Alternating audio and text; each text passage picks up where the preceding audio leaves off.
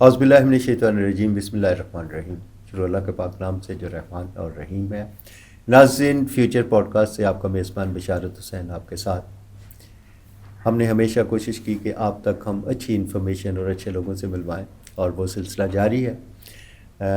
आज हमारे साथ जो शख्सियत मौजूद हैं सब उन्हें जानते हैं, उनका तारुफ मेरा ख्याल करवाने की ज़रूरत भी नहीं है आज, क्योंकि हम हेल्थ के हवाले से बात कर रहे हैं और आज का टॉपिक जो है हमारा है वो है ऑनलाइन डॉक्टर्स। उसके ऊपर हम डिस्कस करेंगे। हमारे साथ मौजूद हैं हमारी बहुत ही प्यारी शख्सियत, खूबसूरत, एनर्जेटिक, एक्टिव, हमारे साथ डॉक्टर सरफराज मुगल साहब। जी अस्सलाम वालेकुम। वालेकुम सलाम। डॉक्टर साहब, आपने मसरूफियात में से हमें भी थोड़ा सा टाइम दिया, बड़ी कोशिश की कि आपको भी हम मिल के बैठें और कुछ टॉपिक्स को डिस्कस करें।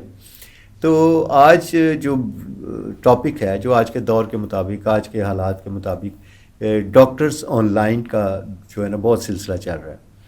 तो क्या आप समझते हैं कि ये इसमें यकीनन पेशेंट के लिए फैसिलिटीज़ तो हैं, लेकिन इसमें कुछ प्रॉब्लम्स भी हैं? तो आगे फिर हम देखेंगे कि इसमें आपके जहन में इसके लिए क्या है, उस पर बात। अच्छा सर, ये एक्चुअली शुरू हुआ था कोविड के बाद, कोविड के दौरान रैदर कि इन्फेक्शन की वजह से बहुत सारे पेशेंट अपनी बीमारी की वजह से हॉस्पिटल नहीं पहुंच पा रहे थे और इन्फेक्शन रेट इतना ज़्यादा था और स्प्रेड होने के चांसेस बहुत ज़्यादा थे। तो डॉक्टर का भी था कि हमें इन्फेक्शन ना हो जाए, तो वो एक सिलसिला शुरू हो गया कि ऑनलाइन हम कंसल्टेशन कर लें। वीडियो कंसल्टेशन होती थी, उसमें हम पेशेंट को बहुत सारी चीज़ें, ज़ाहिर बात है अल्लाह ने हमें इल्म दिया हुआ है तो उसकी मद्देनज़र रखते हुए हम चीज़ों को सेस कर लेते थे कि यार इसमें ये चीज़ें नज़र आ रही हैं, तो ये चीज़ें अगर हम घर में रह के मैनेज कर लें तो इट्स ए डूएबल। लेकिन कुछ चीज़ें ऐसी थी जहाँ पे हम कहते हैं कि नहीं, अब ये चीज़ें, अब बीमारी जो है सीरियस हो रही है तो ये घर में मैनेज नहीं हो सकती, मतलब उसको फिर फिजिकली चेक करना पड़ता है। Exactly, right. तो ये कंसेप्ट कोविड के दौरान जनरेट हुआ। तो अभी ये कंटिन्यू है, क्योंकि डॉक्टर्स मैंने बहुत से देखे हैं डॉक्टर्स ऑनलाइन, बड़े अच्छे, बात तो अच्छी है ये, मतलब घर तक रसाई है, घर बैठे आप डॉक्टर से किसी टाइम किसी जगह पर भी मशवरा कर सकते हैं। लेकिन इधर से प्रॉब्लम्स यकीनन दोनों तरफ से आते होंगे।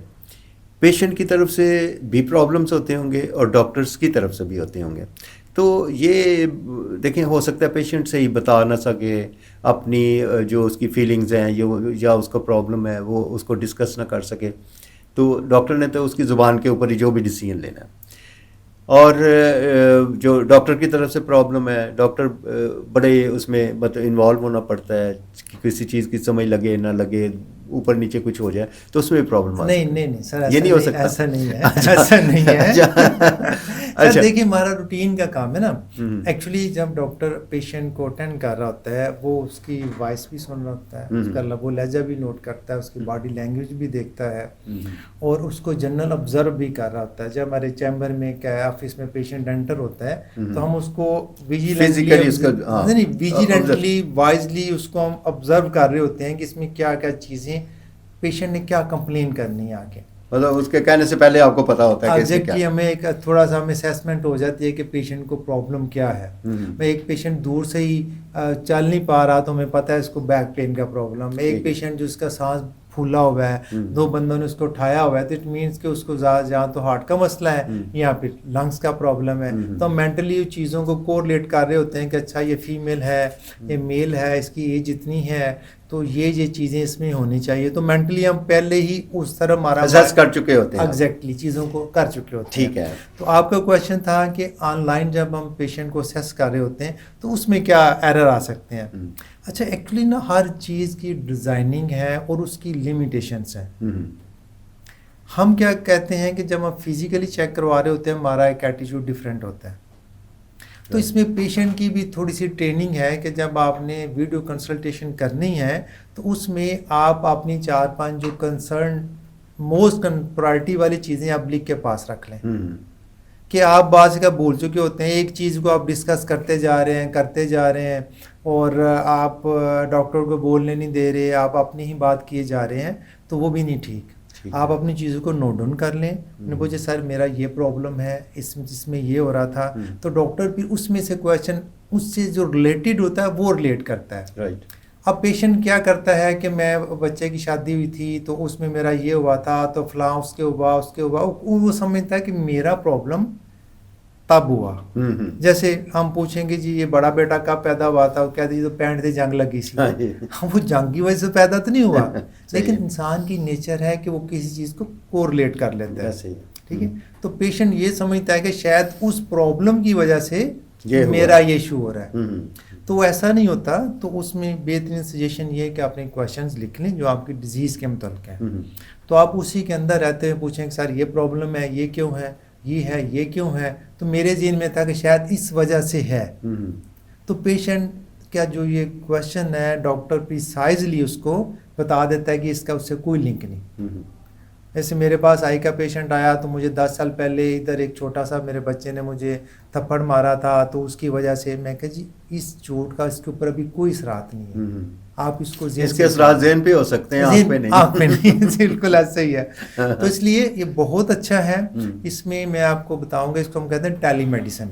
अच्छा सर, ये तो आजकल के इसमें ये चल पड़ा, डॉक्टर्स इसमें आ गए, पेशेंट इसमें आ गए। जो अच्छा एक पढ़ा लिखा पेशेंट होता है, एक थोड़ा सा चीज़ों को नहीं समझ सक रहा होता, ये दोनों को जब डॉक्टर चेक करता है तो इसमें क्या किस तरीके से इसमें कोई प्रॉब्लम डॉक्टर को नहीं होती? नहीं सर, ऐसा डॉक्टर को नहीं होती, हमारा रूटीन का काम है। इसमें मैं अर्ज कर रहा था, एक होती टेली मेडिसिन।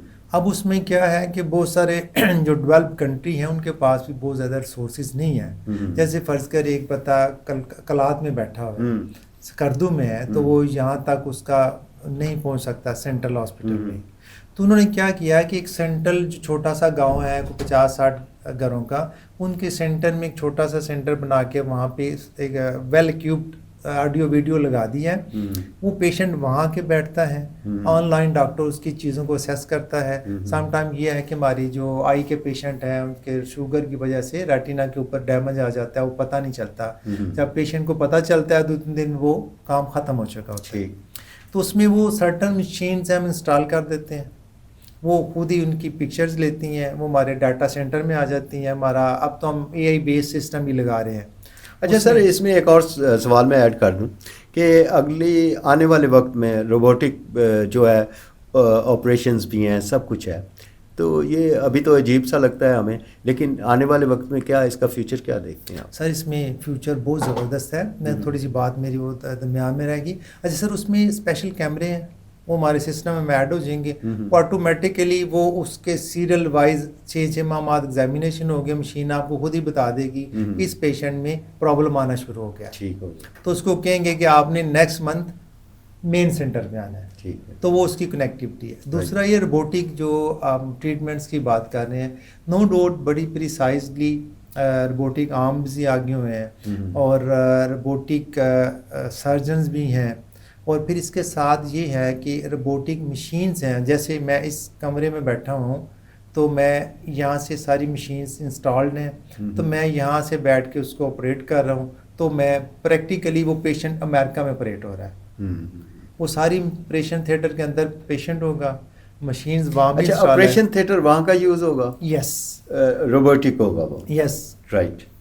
वो उस रोबोट को मैं यहाँ से ऑपरेट कर रहा हूँ। यानी मैं एक फ़र्ज़ करें एक बहुत ही रेयर स्पेशलिटी का डॉक्टर हूँ जो कि दुनिया में 8-10 हैं फर्स्ट सपोज, वो हर जगह नहीं जा सकते। ठीक है। अब वो करेंगे उस डिजीज़ से रिलेटेड मुख्तलिफ जगहों पे दुनिया में सेंटर बन जाएंगे, वहाँ पे रोबोट्स बैठे होंगे।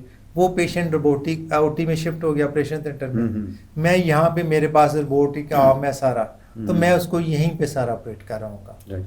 तो बेसिकली ऐसी है जैसे मैं ऑपरेट कर रहा हूँ। लेकिन बहुत बड़ी फैसिलिटी है कि मतलब ट्रैवलिंग बच गई आपके, जो खराब होना है, एग्जर्शन है, हर चीज़ से बच गए आप। बिल्कुल ऐसे ही, बिल्कुल ऐसे ही। इसका फ्यूचर क्या देखते हैं सर? इसका फ्यूचर बहुत ज़्यादा है। आने वाले टाइम में बहुत सारी चीज़ें इसके ऊपर जा रही हैं और ये होना ही होना है।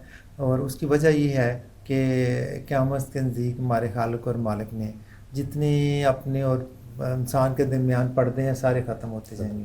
अल्टीमेटली क़यामत क्या है कि हम अपने खालिक के सामने पेश होना है। तो जितने वो एक दनाई के इल्म के पर्दे हैं, आस्ता आस्ता लेयर बाय लेयर अब कुछ हम पे खुले हैं, कुछ हमारी अगली नस्ल पे खुलेंगे, कुछ उससे अगली पे खुलेंगे, जितनी देर तक दुनिया है ये। यस। अच्छा सर, आखिर में ये पूछना चाहूँगा कि माशाल्लाह आपकी बड़ा विज़न है, आप बड़े फ्यूचर विज़न आपका है, आप सोचते हैं, आगे का सोचते हैं, आगे आने वाले वक्त में अभी लोगों ने वो सोचा भी नहीं होता जो आप कर जाते हैं। ये आपको रब ने सलाहियत दी है। तो क्या कहेंगे ये कि इस हवाले से जो भी आगे फर्दर आपके ज़हन में क्या ऐसी चीज़ें हैं जिनको आप इम्प्लीमेंट करना चाह रहे हैं? अच्छा सर, इसमें ना एक बहुत ज़बरदस्त आइडियाज़ हैं कि मुझे कहाँ पे एक्सपीरियंस हुआ। मुझे लास्ट रमज़ान में हार्ट अटैक आया, तो मेरी जब ट्रीटमेंट चला तो बाद में मुझे बहुत सारे प्रॉब्लम्स आए। तो उसमें एक प्रॉब्लम ये था कि मुझे बॉडी पेन शुरू होगी, मेरा मसल मास कम होना शुरू हो गया। मैं डॉक्टर्स के पास जाऊं तो वो कहें जी ठीक है, कुछ नहीं, ये दवाई खाएं, ये ठीक हो जाएगा। अल्टीमेटली मैंने उन चीज़ों में पढ़ना शुरू किया, चीज़ों को देखा, तो बेसिकली जो मुझे मेडिसिन दे रहे थे टेबलेट, उसकी वजह से मेरी बॉडी पेन्स थी, मेरी बॉडी का जो मसल मास है वो कम होता जा रहा था। अच्छा। मैंने डॉक्टर साहब को कहा जी डॉक्टर साहब ये टेबलेट से मुझे ये हो रहा है। कहते हाँ हाँ हाँ यार, इससे तो बिल्कुल होता है। तो सर मैं आपको 6 हफ्तों से दिखा रहा हूँ, तो ये आपका फ़र्ज़ नहीं है कि आप पूछें कि ये टेबलेट की वजह से आपके ऊपर ये असरात आ रहे हैं कि नहीं। कहते हैं सॉरी यार आज में नहीं याद रहा, तो ये वो। तो वहाँ से एक आइडिया जनरेट हुआ कि हम अल-शिफा फ्यूचर पे और अल-शिफा आई हॉस्पिटल पे एक ऐसा digital AI based system launch कर रहे हैं जो हमारे पोस्ट ऑफ पेशेंट केयर में हेल्प आउट करेगा। मसलन आपने ऑपरेट कराया यहाँ से, हम उस ऑपरेशन से रिलेटेड जितनी कॉम्प्लिकेशंस हैं वो हम उसके अंदर रोल करेंगे। जो मेडिसिन दे रहे हैं उसकी डोज और उससे रिलेटेड जो साइड इफ़ेक्ट हैं वो इनरोल होंगे। वो हमारे सिस्टम के ऊपर अपने वीकली उन चीज़ों को मॉनिटर करेगा और साथ वो चीज़ें ऐड करता जाएगा। राइट। ठीक है, तो हमारा सिस्टम उसको अपडेट करता जाएगा और वहाँ पे एक अलार्मिंग साइन होगा कि इस पेशेंट की जो ये कंप्लेन है ये बढ़ती जा रही है, it mean there is something wrong. वो इमीडिएट हमारी टीम को अलर्ट करेगा, हमारी टीम उसको कॉल करेगी और फौरी तौर पे बुला के उसको मैनेज कर लेगी, ताकि ये ना हो कि जब वो हमारे पास आए तो बहुत कुछ ज़ाया हो चुका। तो ये अल-शिफा पे हम एक नया प्रोजेक्ट चलें जी, माशाल्लाह आपके पास बड़े ऐसे प्रोग्राम्स हैं जो जिस तरीके से आप लगे हुए हैं, आप जिस फील्ड में जाते हैं एक नया उसमें हलचल मचा देते हैं। अच्छा सर, इसमें आपकी इजाज़त से एक चीज़ और ऐड करना चाहूँगा। अल-शिफा पे हम एक नया काफ़ी देर से मैं काम कर रहा हूँ होलोग्राफी पे। राइट। जैसे मैं और आप बैठे हुए हैं तो वो हम सिस्टम लॉन्च करेंगे जो हमारे कंसल्टेंट अमेरिका में हैं, इंग्लैंड में हैं, यूरोप में बैठे हुए हैं, तो वो आपके साथ इसी तरह 1-to-1 डिस्कशन हो रही होगी, आपको चेक कर रहे होंगे, आपको एग्जामिन करेंगे, आपकी चीज़ों को सुनेंगे। ऐसे ही होगा जिसमें फिजिकली यहाँ अवेलेबल हो। तो वो होलोग्राफी के साथ, वो तो ऑनलाइन डॉक्टर हुआ ना, राइट, ये ऑन साइट डॉक्टर होगा। That's different. मतलब ऐसे लगेगा कि he is sitting with you, yes, in front of you, तो दैट्स ए होलोग्राफी। तो ये भी अल-शिफा के एक सेकंड सर जी, अभी हमें आपसे बहुत सी तवक्कुआत हैं आपके लिए। जो मुझे पता है जो पाइपलाइन में आगे प्रोग्राम्स हैं वो शायद पाकिस्तान में किसी के पास ना हो सर, और हमारी दुआ है आपके लिए, अल्लाह पाक आपको इसमें जो आप सोचते हैं उसमें आपको कामयाब करे और आपको बहुत तरक्की दे। और आपके हाथ में जो शिफा है वो कहने की बात नहीं है, वो लोग कहते हैं। ठीक है जी, तो अल्लाह करे आपके इस हॉस्पिटल में आप जो काम कर रहे हैं उसका फ़ायदा उन लोगों को जिनको इसकी ज़रूरत है, और ज़रूरतमंद लोगों का आप वैसे भी बहुत ध्यान रखते हैं। अल्लाह ताला आपको इसकी जज़ा भी देगा और इंशाल्लाह आने वाले वक्त में आपको नेक नामी भी देगा। डॉक्टर साहब, आपने आज हमें टाइम दिया, बहुत शुक्रिया। इंशाल्लाह आगे किसी प्रोग्राम में हम कोई अच्छे टॉपिक के साथ जो लोगों की वेलफेयर के लिए हो, लोगों की अवेयरनेस के लिए हो, उस पर बात करेंगे। बहुत शुक्रिया आपका हमारे साथ तशरीफ़ लाए। तो इंशाल्लाह फिर किसी मुलाकात पे मिलते हैं। सर आपका भी थैंक यू, और हमेशा आप अच्छे टॉपिक पे डिस्कस करते हैं जो इनोवेटिव होता है और लोगों के लिए इंफॉर्मेशन के साथ फ़ायदेमंद भी होता है। सर ये साहब thank you so much. Sir, ये सारा प्यार और मोहब्बत आपकी तरफ से, बहुत शुक्रिया आप यहाँ तशरीफ़ लाए।